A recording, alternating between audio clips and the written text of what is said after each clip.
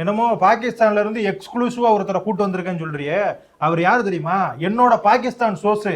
அவரோட சொந்த ஊர் எது தெரியுமா? பெசாவர். சிந்து நதி பகுதியில நான் மோடி இருக்காருல்ல, அவர் வந்து தண்ணியை நிப்பாட்டிட்டாரு. அதனால அந்த சிந்து நதியில தண்ணியே ஓடல. அதனால அந்த பால் வியாபாரம் பண்ணவர் இருக்காருல்ல, அவரோட மாடுக்கு பால் வத்தி போச்சு. ஏன்னா அந்த மாடு வந்து தண்ணியே குடிக்கலையா. அதோட தன்னுடைய மனக்குமுறலை சொல்றதுக்கு தான் அவர் வந்திருக்காரு. அவருக்கு அவரோட கருத்துக்களை கேட்டதுக்கு அப்புறம் தான் நம்மளுடைய கருத்தை சொல்ல முடியும்.